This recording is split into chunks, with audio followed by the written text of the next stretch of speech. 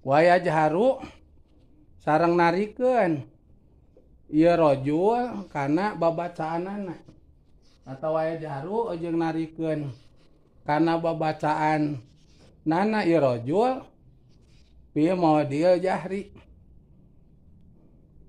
dina tempat narikeun dina tempat waktu narikeun babacaan salat gitu. Tah lajeng kanggo pameget mah disunatkeun nalika babacaan dina waktu salat anu sunat ditarikeun babacaanana sapertos magrib, isya sareng subuh. Tah pameget mah disunatkeun ngaos babacaanana teh ditarikeun kalintang imamahnya kudu ka kuping ku makmum. Kalintang salatna salat Jumaah kudu ka kuping ku 40 jami. Gitu. Lamun kirang weh jami 40 anu nguping kana awas-awasan Jumaah teu sah teh Jumaahna. Matak mangridin Jumaah mah kedah nyaan kondusif. Kudu gitu. Matak murang kali heuroy. Nya cocorowokan lulumpatan. Kedah aya nu ngawagel dina Jumaah mah. Nyata bok bilih khutbah si imam kitu teh ka kuping ku anu wajib Jumaah anu jumlahna 40 teh kitu teh. Matak amang sok tegas nya.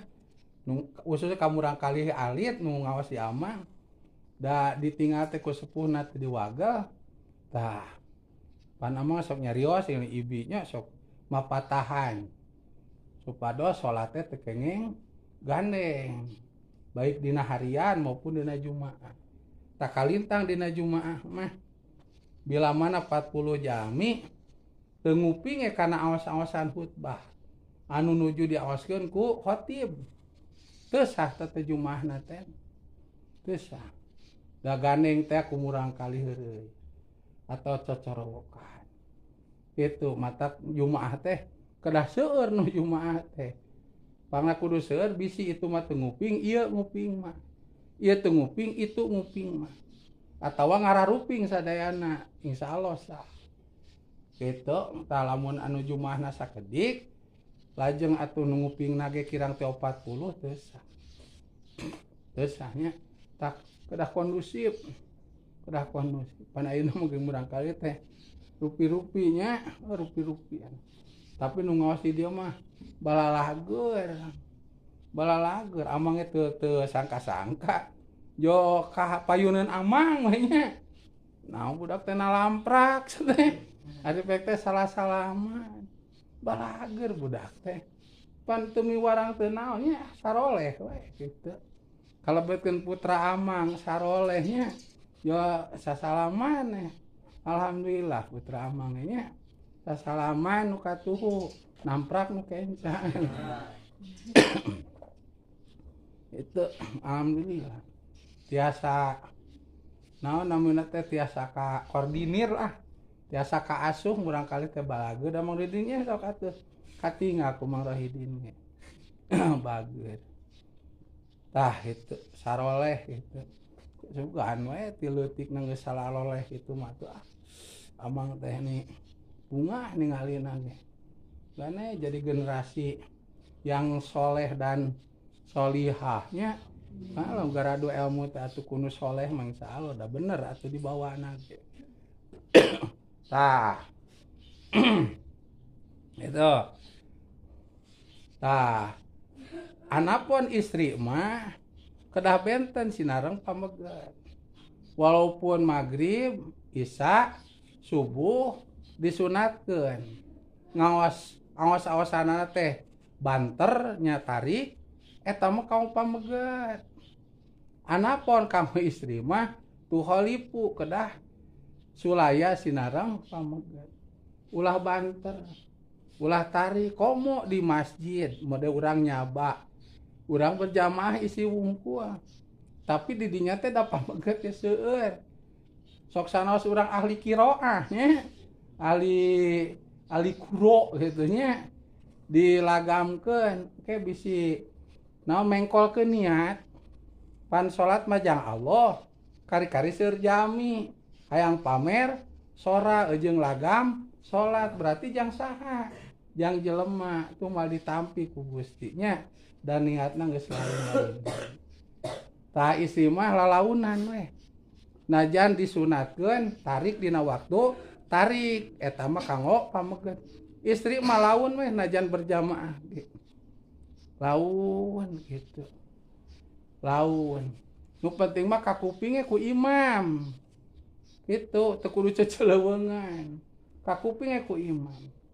Matak aya anu nyontoan aku sae kateranganna netepan istri sok misa jeung pameget teh gitu we istri di tempat istri gitu pameget gitu itu nyata bilih istri maksudna berjamaah teu jeung elmuna bisa jadi imam celengkeung tarik padahal pameget ge aya di dinya teh pan nya teu sunat-sunat acan babacaanana ditarikeun itu nya loba lalaki itu doraka teh salat teh tuh matak ngadamel masjid tanajan di masjid khusus kanggo istri taya pamegetan di dinya keukeuh we istri mah kudu benten ejeung pameget dina waktos aos-aosan walaupun dina waktos aos-aosan nu tarik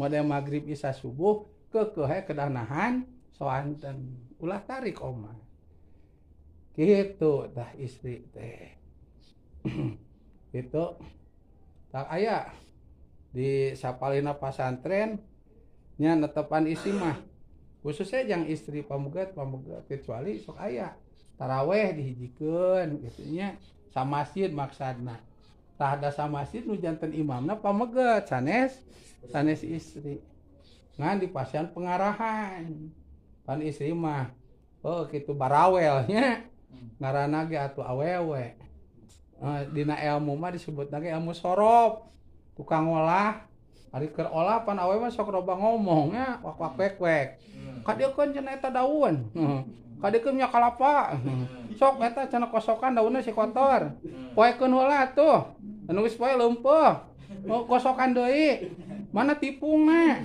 mana gulana mana atuh cenah kalapana parut atuh bisi lila ka ditu cenah geus ku mesin wah wak wek salakina sare hudang sia teh itu ngunipung ka ditu duitna bogan teu wah kitu ngarokok sia pagawean awewe mah ribu gitu tadi masih dia pasti sok ribu komo loba lalaki mengadarak ngajete nya nah juta jete kudu papatahan matak amang di taraweh mah sok nyarios heula ngadamel plang gitu ame teu garandeng alhamdulillah geuning balalager nya rarepe udah sarare gitu